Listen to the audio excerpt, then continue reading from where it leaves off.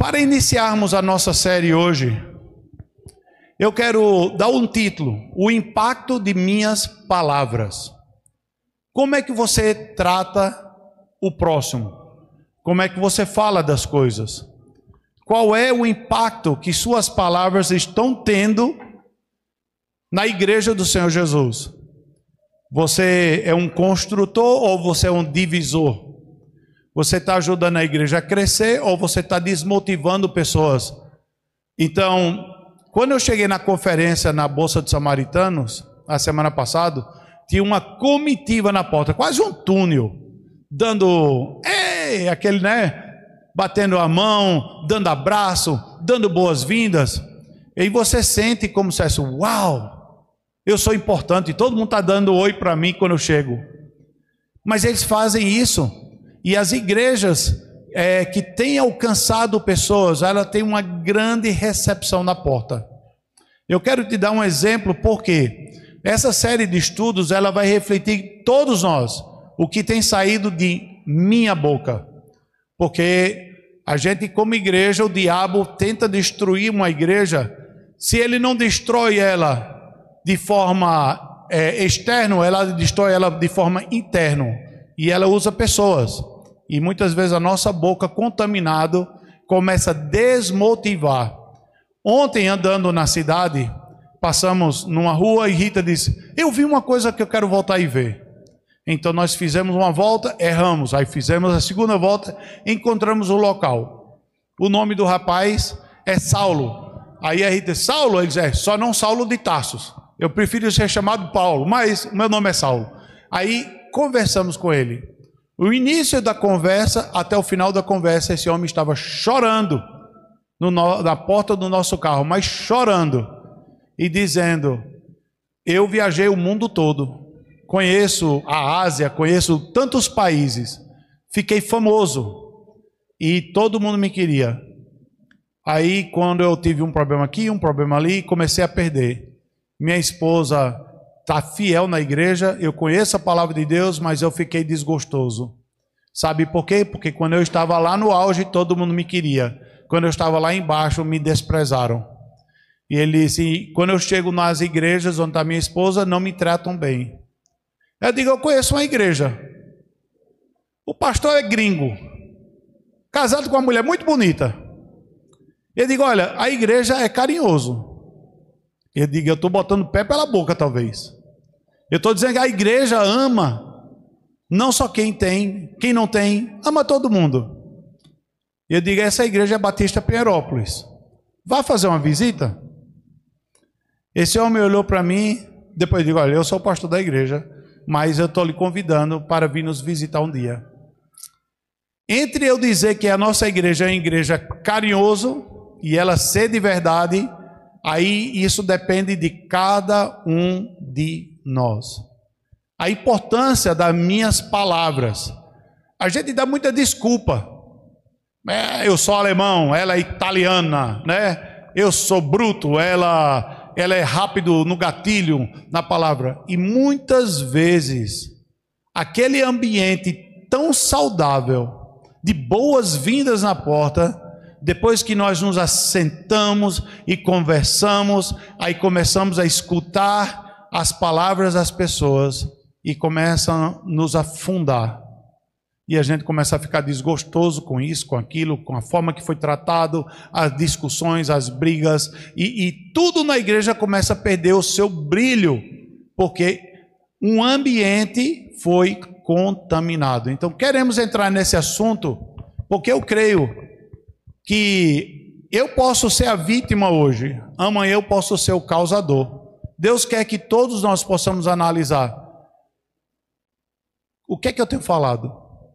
Qual é a minha motivação? O que é que tem afetado os outros? Lucas 6:45, vamos começar por esse texto. Vou ser bem breve hoje de manhã, porque já é 11 horas da manhã. Lembrando, a escola bíblica dominical é para chegar de 15 para as 9, no possível. Tem um cafezinho, para que o professor possa ter uma aula completa com vocês. E se 9 horas da manhã todo mundo está na sala de aula, o professor tem um tempo longo. Aí, vamos dizer, antes Das 10 horas da manhã, 10 e pouco, a gente já está aqui no santuário. Só que a gente está chegando no santuário cada vez mais tarde. E a gente tem tanta saudade de todo mundo que a gente passa 30 minutos conversando no pátio, e tem uns que nem voltam para o santuário, já fica lá conversando direto. O homem bom tira coisas boas do bom tesouro que está no seu coração, em seu coração. E o homem mau tira coisas más do mal que está em seu coração. Porque a sua boca fala do que está cheio o coração. Pai Celestial, pedimos, Pai Celestial, que nos fale por meio dessa série de mensagens. Senhor Deus, nos prepare como igreja. Podemos ser uma igreja como esse Saulo está procurando. Uma igreja que o ame nos momentos difíceis da sua vida. E não, Senhor Deus, uma igreja que busca quem só está bem. Senhor Deus, que ele possa um dia vir aqui visitar e ver que é genuíno, Senhor Deus, a igreja que recebe, que acolhe, que ama, que cuida. Senhor Deus, todos nós precisamos de Ti, e todos nós precisamos uns dos outros. E Senhor Deus, as nossas palavras podem abençoar, mas elas também podem amaldiçoar, e não queremos isso, em nome de Jesus. Amém.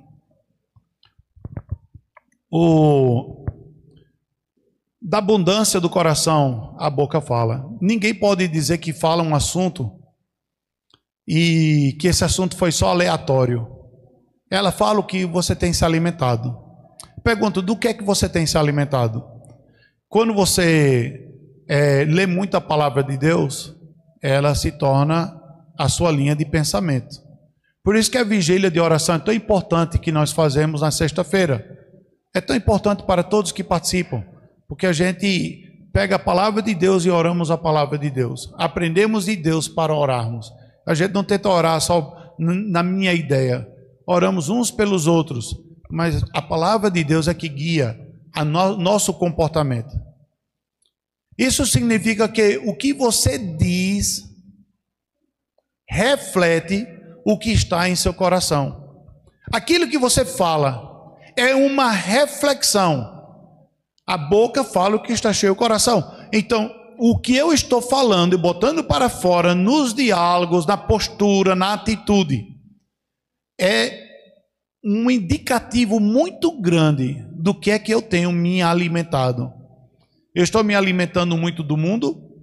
Em algumas conferências que eu vou, o povo fala de futebol, mas conhece todos os jogadores de futebol.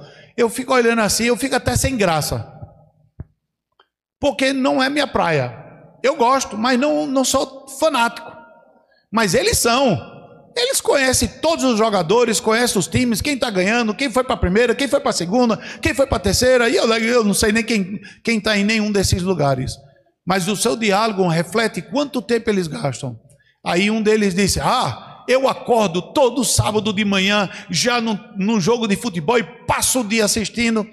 Eu dormi no quarto com Pablo Vignoli, um pastor lá do Uruguai. Sabe o que é que eu acordava? Comentário de futebol. Ele botava e ela ligava a noite toda. Eu acho que era a música de niná dele. E eu escutei durante toda uma semana inteira comentários de futebol. Aí quando ele senta na mesa para conversar com os amantes de futebol, o que sai da boca dele? Futebol. Eu não estou falando mal do meu amigo, não. Eu só estou dizendo que aquilo que você se alimenta é aquilo que você tem a oferecer. Se alguém fala abundantemente, em outras palavras, fala demais, tagarela, pode indicar que tem muitos pensamentos, até sentimentos e experiências para compartilhar. Mas, pelo outro lado, também pode indicar uma tendência para falar demais. E tem pessoas que não sabem parar, só falam e não escutam. Escute. Sem ponderar as palavras, irmãos, é perigosíssimo. Aquilo que a gente está fazendo pode causar grandes problemas. Eclesiastes capítulo 5, versos 2 e 3. Não sejam precipitados de lábios, nem apressado de coração para fazer promessas diante de Deus. Deus está nos céus e você está na terra. Por isso, fale pouco. Quantos aqui é conhecido por falar pouco? Alguém é conhecido por falar pouco? Quantos acham que falam demais?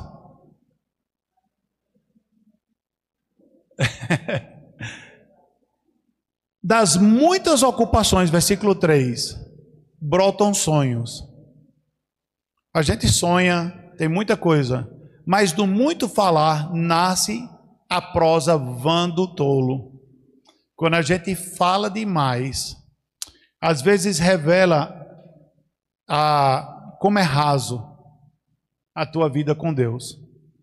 Você está muito ocupado com muitos afazeres desse mundo, mas com Deus tem pouca profundidade. Eclesiastes 5, versículo 4, só a primeira parte. Não permita que a sua boca o faça pecar. Irmãos, o que é pecado? Transgressão da lei de Deus, ou desvio da lei de Deus, ou tudo que Deus não se agrada é pecado. O que eu penso, o que eu falo, o que eu faço, que não agrada a Deus é pecado. Então aqui está dizendo, não permite que sua boca, não é dos outros, você não pode, os outros que estão falando muito, você não pode fazer, só que você não precisa acrescentar e nem entrar na briga, mas não permite que sua boca o faça pecar. Meu pai era um exemplo maravilhoso. Eu não conheço uma pessoa que convivi mais calmo do que papai. Toda a minha vida crescendo com ele, a única vez que eu vi meu pai nervoso e agitado foi quando alguém estava querendo bater no meu irmão caçula Paulo, e papai fez feito uma bala, no meio da casa chegou lá, e os amiguinhos todos no meio da rua, e aí papai botou e disse, saia daqui, e eles foram embora. Se papai era um monstro na defesa da família, mas você podia atropelar o pastor Lu com tudo que quisesse, e ele não se irritava. Ele revelava o que de fato ele tinha dentro do coração, que era grande comunhão com Deus. Eu acho que a gente quer ser conhecido assim, mas na hora da prática, nós não agimos como deveríamos agir. É sempre importante considerar a qualidade do que nós falamos. Qual é a qualidade? O que você vai falar realmente é importante? Não apenas a quantidade. Então a pessoa pode falar muito, e pode ser tudo importante, mas se falar menos, peca menos. E se fala menos e fala com qualidade, edifica mais. Então Gálatas capítulo 6, versos 7 e 8, diz, não se deixem enganar, de Deus não se zomba. O que o homem semear, isso também colherá. Quem semeia para a sua carne, da carne colherá destruição. Mas quem semeia para o Espírito, do Espírito colherá a vida eterna. Não se deixe enganar. Você não convence ninguém. Eu não convenço ninguém pelo muito falar. E Deus não se deixa zombar. Cuidado com as suas intenções. Talvez você não seja nem perceptível. Saul foi no vale dos profetas e profetizou. Saul foi e ofereceu um sacrifício a Deus, mas não era o papel dele. O que é que acontece? Ele atropelou princípios e o Espírito de Deus se afastou dele e ele nem percebeu. Imagina se o Espírito Santo de Deus se ofende com minha palavra e se afasta de mim e eu estou a léu. Não é que ele sai de dentro de você não, mas ele para de agir, te deixa por conta própria. Você não quer ele? Quando nós falamos demais, nós queremos tomar as rédeas do que está acontecendo, e quanto mais fazemos errado, mais a gente tenta encobrir com outra mentira, com outra palavra. A boca da pessoa é um pequeno órgão que pode botar em chamas um grande bosque. Então precisamos lembrar, o refrear, o controle precisa estar lá dentro. Vamos falar sobre isso ainda mais tarde. Tiago 1, versos 19 e 20. Meus irmãos, e Paulo diz, meus amados irmãos, tenham sempre em mente, todo mundo, Veja o versículo. Sejam que todos prontos para ouvir, tardio para falar e tardios para irar-se, pois a ira do homem não produz a justiça de Deus. Se você andar com um homem iracundo, a Bíblia diz, e você for defender diante dos outros, o senhor terá que fazer de novo, porque uma pessoa iracunda, ela contamina. Na realidade, a orientação é: afaste os seus filhos de pessoas violentas. Afaste o seu filho de pessoas que gritam muito. Afaste os seus filhos de pessoas iracundas. Afaste os seus filhos de pessoas que batem muito boca. Porque eles não respeitam ninguém. Eles são prontos no gatilho. E de vez em quando a gente escuta: fulano de tal morreu. Por quê? Falou demais. Falou que não devia. Feriu os outros. Mexeu onde não devia. A nossa vizinha estava conversando comigo e disse: fulano de tal morreu. Eu digo: de quê? Eles mataram. Disse: por quê? Ele disse: não, ele estava envolvido na política e ele falou muito. Alguém não gostou. Porque ele citava nome de pessoas e citava a vida dos outros. O poder da vida e morte estão na minha própria língua. Nossas palavras, irmãos, têm muito poder. Nossas palavras têm poder de ferir, têm poder de curar, têm poder para destruir, têm poder para construir, têm poder para enfraquecer, têm poder para fortalecer. Que contraste, pastor, é no poder que Deus te deu e me deu para sermos verdadeiros adoradores do Senhor. Deus quer que usemos sabiamente. Escolha as suas palavras com sabedoria. Estou bem pertinho de concluir hoje de manhã, porque é só um tira-gosto do que vem pela frente. Tiago nos adverte sobre o perigo da língua não controlado. Tiago 3, capítulo 3, versículo 6. Assim também, a língua é um fogo. É um mundo de iniquidade, colocado entre os membros do nosso corpo. Contamina a pessoa por inteiro. Incendeia todo o curso da sua vida, sendo ela mesmo incendiada pelo inferno.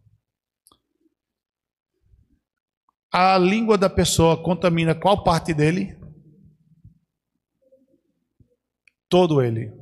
Você já parou alguém que você admirou muito? Pode ser a altura, pode ser a postura física, pode ser assim a inteligência, pode ser um eloquente, muito conhecedor em alguma área. E você olha para a pessoa e você tem uma admiração até ela abrir a boca. Quando ela fala, você não consegue mais olhar para a pessoa. Ela pode ser o cara mais bonito da face da terra, ou a mulher mais bonita. Você olha assim, contaminou todo o corpo. Tudo que você vê naquela pessoa, quando abriu a boca. Tinha uma jovem que estudou no colégio, quando eu estudei aqui em Caruaru, muitos anos atrás, muitas décadas. Ela era a menina mais linda da sala de aula, até ela abrir a boca. E depois que abria a boca, você se afastava. Você diz: não é o tipo de pessoa com quem eu vou andar. Não é o tipo de pessoa que eu quero como amigo. E é interessante, talvez ela não tivesse consciência que quando ela abria a boca, ela botava tudo a perder. Irmãos, a minha boca, a sua boca contamina tudo que há em nós. O respeito que alguém tem por você, um pai, um padrasto, uma mãe, quem for, na hora que você começa a falar, começa a vir as broncas. Por que há tanta inimizade entre sogra e nora? Por que há tanta inimizade às vezes entre as coisas? Depois você talvez não perceba.